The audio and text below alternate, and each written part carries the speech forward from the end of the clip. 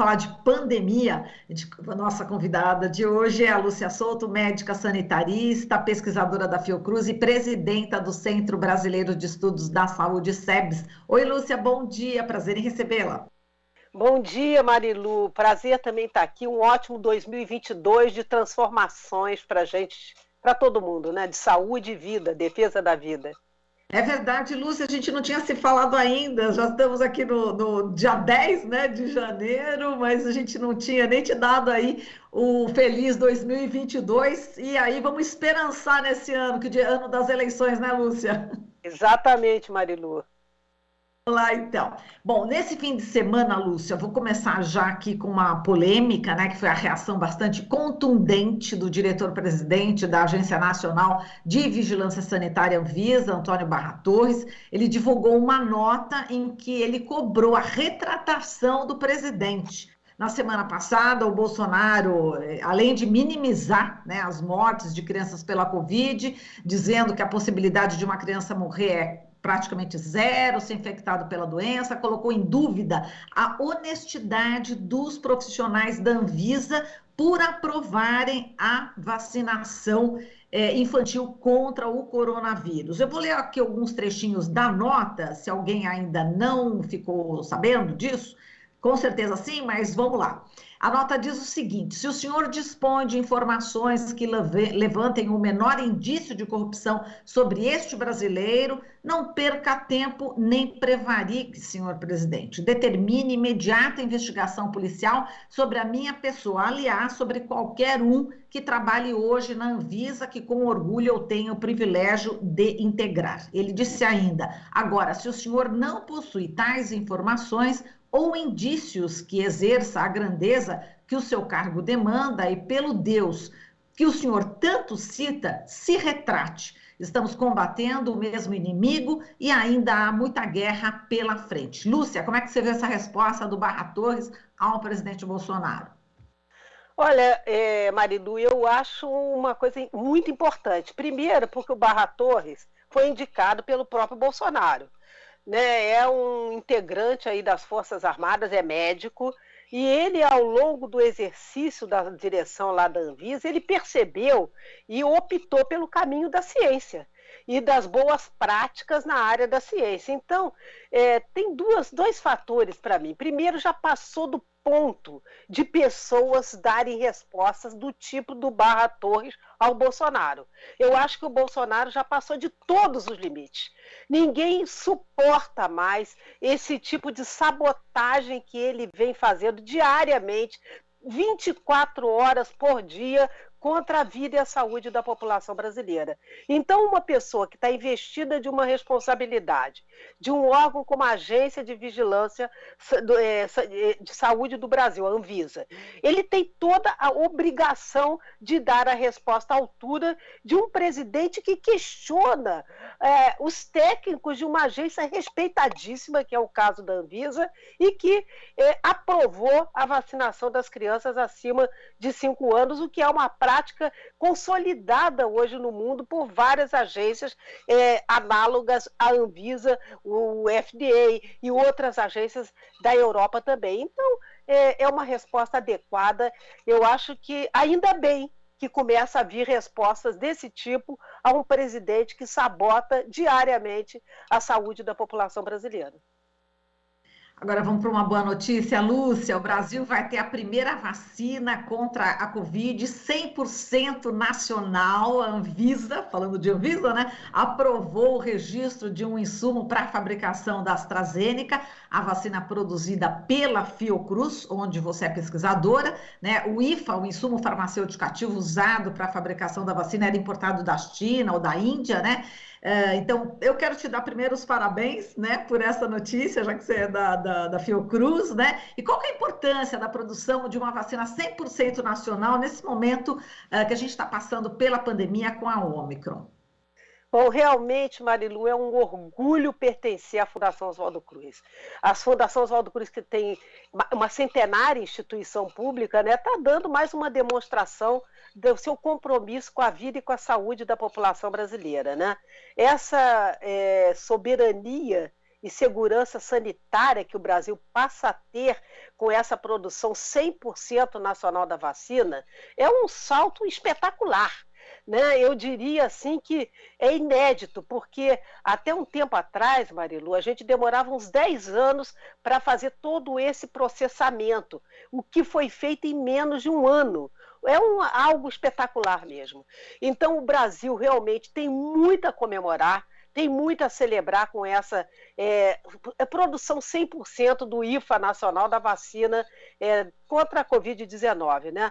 A Fiocruz, o ano passado, Marilu, ela produziu 153,6 milhões de doses, entregou ao Brasil 153,6 milhões de doses. Esse ano de 2022, a previsão é a entrega de 120 milhões de doses, mas já há uma informação nossa, né, da própria instituição, de que podemos dobrar a fabricação. Há capacidade logística, técnica, para dobrar até 300 milhões de doses. Então, isso é algo realmente extraordinário. Por quê? Primeiro, porque o Brasil adquire uma soberania e uma segurança sanitária importantíssima. É um dos poucos países do mundo que está nessa condição de produzir e não ficar dependendo, como você falou, de importação de insumos para poder fabricar vacina. Então, essa transferência de tecnologia foi um êxito muito grande a comemorar. E segundo, que a própria presidenta da Fundação Oswaldo Cruz, a Anísia Trindade, a professora Anísia Trindade, ela vem também comemorando e falando que o Brasil agora pode estar em condições, como sempre foi uma prática da Fiocruz, de também doar e exportar vacinas para outros países, mas também até a doação, porque há países e continentes, como é o caso da África, que você tem uma baixíssima média de 9% da população imunizada, então realmente as repercussões são enormes, em várias direções, e temos muito a celebrar com essa conquista dessa instituição pública do Brasil, que é a Fundação Oswaldo Cruz. Muito bem, agora como é que você acompanhou também aí o desentendimento, né, entre o general Paulo Sérgio Nogueira de Oliveira, comandante do Exército, né, ele que fez uma recomendação para que os militares se vacinassem, né, para o retorno ao trabalho presencial e também proibição sobre a disseminação de fake news. Bom, isso aí irritou bastante o presidente Jair Bolsonaro, o ministro da Defesa, o Walter Braga Neto, ele realmente, enfim, falou que realmente isso não era possível, né? Houve aí um confronto, né? Como é que você está vendo aí essa reação? Como você disse logo no começo, né? Já passou da hora de integrantes também do governo começarem a fazer aí oposição, né? Enfim, questionar, né? No mínimo, as medidas que o presidente Bolsonaro anda tomando, né, Lúcia? Marilu, eu acho que isso aí é uma expressão, primeiro, de que a população brasileira, ela, na verdade, está influenciando o comportamento desse tipo de manifestação do general agora. Por quê? Porque esmagadoramente a população brasileira aderiu à vacina. A cultura do Brasil é uma cultura de vacinação, graças a uma longa prática de vacinação no Brasil, muito exitosa e muito exemplar. Então, essa adesão maciça da população ao processo de vacinação e também a realidade se impõe, porque, na verdade, as pessoas querem viver, as pessoas querem tomar a vacina, não tem nenhuma razão para não tomar uma vacina. Então, essa irritação do presidente, que é muito tóxico, né, ela é também compreensível, porque ele está perdendo e há fraturas de apoio dentro do seu próprio campo. Então, claro, é uma preocupação para ele, mas também é uma demonstração, eu acho que até alvissareira, né?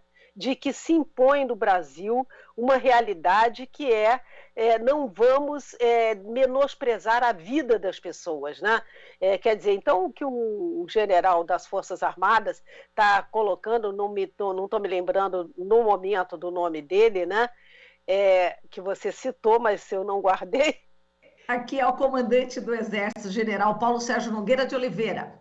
O general Paulo César Nogueira de Oliveira, eu acho que está cumprindo o seu papel.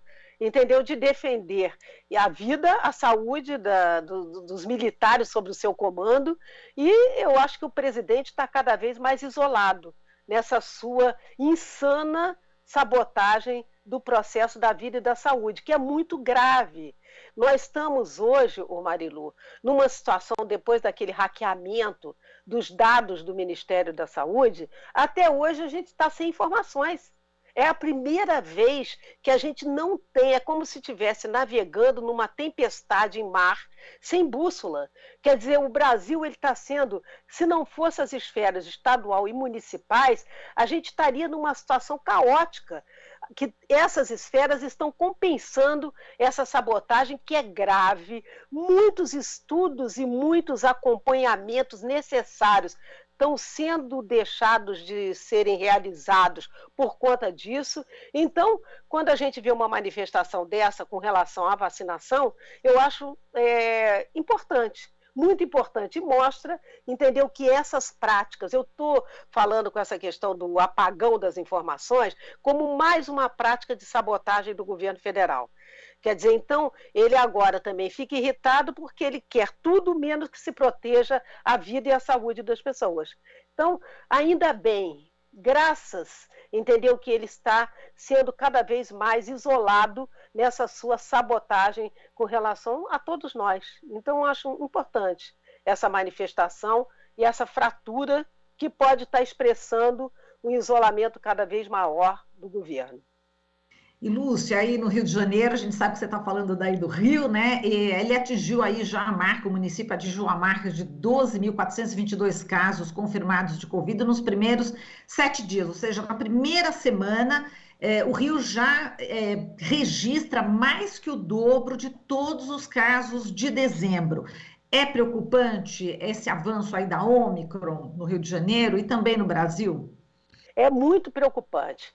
Nós todos da área da saúde pública estamos com uma expectativa de que vai aumentar muito ainda o número de casos. Então, é um sinal grande de alerta. Nós não podemos baixar a guarda nesse momento.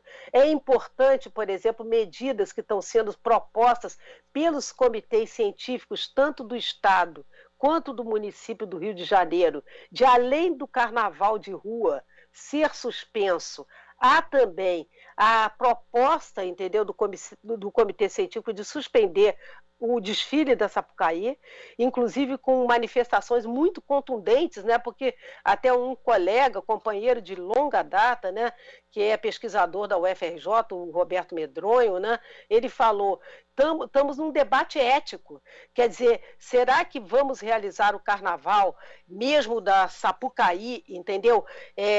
E ele que é um carnavalesco, fundador do Bloco Simpatia Quase Amor no Rio de Janeiro, que é um bloco muito querido de todos nós aqui. Quer dizer, são pessoas ligadas ao carnaval também, mas à ciência, e que estão alertando que é um momento que esses dias de descontração, será que valem a vida das pessoas? Eu acho que a gente tem que estar, realmente é chato, todo mundo está cansado, está todo mundo exausto, mas a gente tem que também se comportar de uma forma madura enquanto sociedade. Esses casos vão aumentar, todos nós sabemos disso, então é um momento de manter as medidas de prevenção não farmacológicas, a máscara, não aglomeração, para que a gente possa, porque as unidades de saúde estão superlotadas, esse é o fato. Entendeu? Nós temos agora testagens sendo organizadas em vários lugares aqui no Rio de Janeiro, e essas testagens, que ainda não atingem uma parcela enorme da população, mas uma parcela que está buscando as unidades para fazer a testagem, pelo menos 40% em vários locais são com Covid. Com a variante, não se sabe, porque a testagem para ver se está ou não com Covid, mas provavelmente já é a variante Ômicron. Então, é um momento de muita cautela, de muita paciência, porque a gente vai vencer essa pandemia. Eu acho que outra informação que para todos nós está muito clara é que a vacinação contribuiu para essa tranquilidade, entre aspas, digamos assim, mas a realidade está mostrando que ainda estamos em risco e é importante manter as medidas para a nossa segurança conjunta comunitária. Exato. Agora, o Eduardo Paes aí está exigindo aí o passaporte da vacina, ele estava até falando, né, a respeito do presidente francês Emmanuel Macron, né, Emmanuel Macron que falou que, admitiu, né, que quer, né, encher o saco dos não vacinados, né, então parece que está nessa linha, o Eduardo Paes, e é importante que se cobre o passaporte da vacina, não só no Rio, obviamente, em todo o Brasil, Lúcia. Eu acho que porque nós, num contexto de pandemia, uma realidade que ficou muito clara para todo mundo é que as saídas são todas coletivas. Então, quando você vai fazer a vacina, você tem um comprovante de que foi vacinado, é importante. Isso não é uma liberdade, não preciso mostrar. Isso é a liberdade negativa que até no processo da Revolução Francesa ficou tão evidenciado, né? A verdadeira liberdade é uma liberdade que você vê os interesses da comunidade, do coletivo. Então, no caso de pandemias que colocam em risco a vida e a saúde da população, isso fica muito nítido. Então é importante, são medidas que as pessoas, inclusive muitas, já estão voluntariamente querendo mostrar o seu passaporte da vacina. Quer dizer, é uma medida em que é até pedagógica, porque eu acho que nesse momento que a gente está vivendo, e nem é nova, para falar a verdade, nem nova porque você tem, por exemplo, se você for viajar para qualquer lugar da América Latina e do mundo, você precisa mostrar o comprovante da vacina da febre amarela, que já é consolidada. Quer dizer, por que não, num contexto da mais grave pandemia que nós estamos vivendo, não ter a introdução de exigir o passaporte da vacina? Isso é o mínimo que a gente pode estar se organizando enquanto sociedade. E eu acho que todos nós vamos melhorar com isso. E, Lúcia, eu vou falar aqui da importância da testagem. Eu estava lendo aqui que uma cidade lá da China, Tianjin, né? Tianjin, lançou aí a campanha de testagem em massa, né? Enfim, tem 14 milhões de habitantes, e essa testagem foi obrigada depois do aparecimento de apenas 2 casos, né, da Omicron. É muito importante. E a China aí dá um exemplo em relação à testagem? Eu acho que dá um exemplo, sim. A China tem 1 bilhão e 400 milhões de habitantes e ela está com uma política de Covid-0, entendeu? E para essa estratégia ser implementada efetivamente, eles estão fazendo isso que você mostrou. Com 2 casos, já começa a fazer uma testagem maciça, que é a única maneira de você ter uma bússola para te orientar e realmente ter essa estratégia da Covid-0 alcançada. E eles alcançaram. Eles estão com um número ridículo de casos de Covid por conta dessas ações efetivas de controle da pandemia. A China, o Vietnã, a Nova Zelândia, tem vários países que estão com esse tipo de estratégia muito bem sucedidas e que a gente precisa até acompanhar mais e aplaudir, porque não é fácil um país com 1 bilhão e 400 milhões de habitantes está com um número reduzidíssimo. Até final do ano passado eram 5 mil casos. Então é uma coisa realmente espetacular também. Agora, Lúcia, vamos falar aqui sobre o que o Tedros Adhanom disse, né? Que embora a Ômicron pareça ser menos grave em comparação com a Delta, especialmente entre os vacinados, isso não significa que ela deva ser classificada como branda. Esse também é um recado importante, né? Sem dúvida nenhuma. Eu acho que esse alerta da OMS, né, do Tedros Adhanom, ele mostra claramente, entendeu, que não podemos fazer mistificações nesse contexto que nós estamos vivendo. Então, ele faz um alerta consistente, é verdade, entendeu? Imaginemos, por exemplo, que sejam 1% das pessoas com Ômicron que possam vir a ter casos graves, numa hipótese, né? Isso com milhões e milhões e até número enorme, porque a velocidade de transmissão da Ômicron é uma coisa espantosa. quer dizer, 6 vezes mais do que a variante anterior. Então, realmente, o Tedros Adhanom está cumprindo uma responsabilidade imensa como dirigente da Organização Mundial da Saúde, fazendo esse alerta, dizendo não vamos menosprezar, porque estamos ainda diante de um contexto de pandemia, não é uma variante mais branda. Nós estamos, por exemplo, no caso aqui do Brasil, com índices de vacinação muito importantes, mas a cautela mundial é importante, porque outra frase que a gente tem que repetir sempre nesse momento não há solução de países individualmente. A solução da pandemia será uma solução da equidade da vacina, por isso eu ressaltei tanto que essa conquista da Fiocruz pode ajudar nessa conquista global de doação de vacina para que o mundo inteiro possa realmente se vacinar e ter essa equidade. Essa desigualdade na vacinação, ela é uma expressão de um modelo que não considera a saúde e a vida como um bem comum. Então, o Tedros Adhanom já falou o ano passado nisso, né?